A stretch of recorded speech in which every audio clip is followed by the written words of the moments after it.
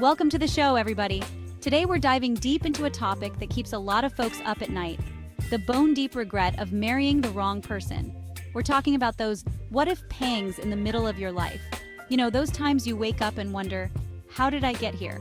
Or is this all there is? Listen, I've sat across from enough couples in my career to tell you, marrying the wrong person can be a real gut punch. It can leave you feeling lost, unfulfilled, and even downright resentful. But here's the good news. Even in the face of regret, there's hope. We're going to break down the common regrets people have, and more importantly, how to move forward. So buckle up and let's get real. One of the biggest regrets I hear, lack of compatibility. You start out head over heels thinking opposites attract, but fast forward a few years and those differences, they become a chasm. Maybe your values don't line up.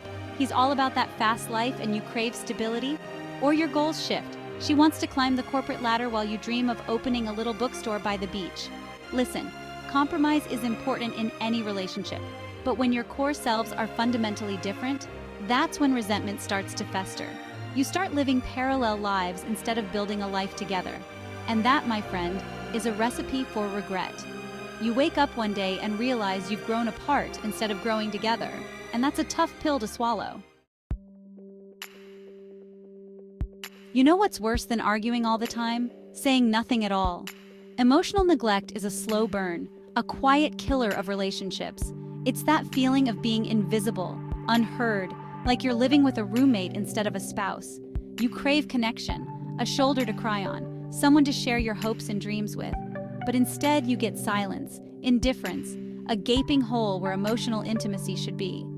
This kind of neglect chips away at your soul, leaving you feeling empty and alone. You start to question your worth, wondering, am I not enough? And that, my friend, is a dangerous place to be.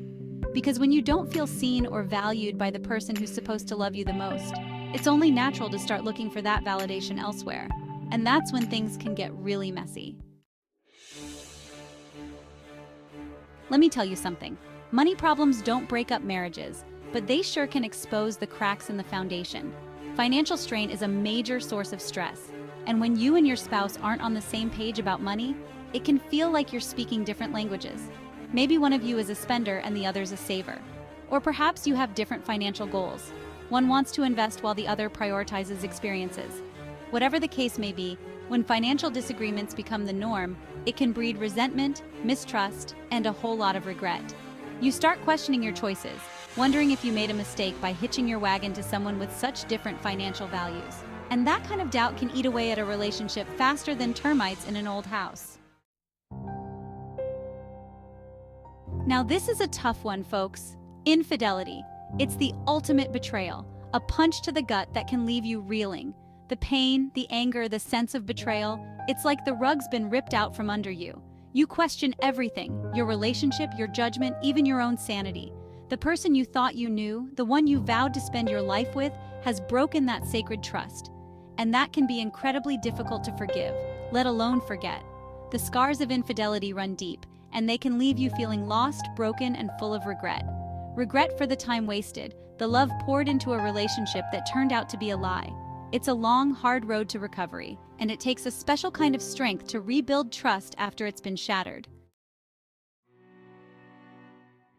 You know, sometimes the biggest regret isn't about who you married, but who you in the marriage. When you lose yourself in a relationship, you sacrifice your passions, your dreams, your very identity, all in the name of love. But here's the thing, true love shouldn't require you to disappear. It should empower you to become the best version of yourself. So how do you know if you've lost yourself? Well, you might feel suffocated, like you're living someone else's life.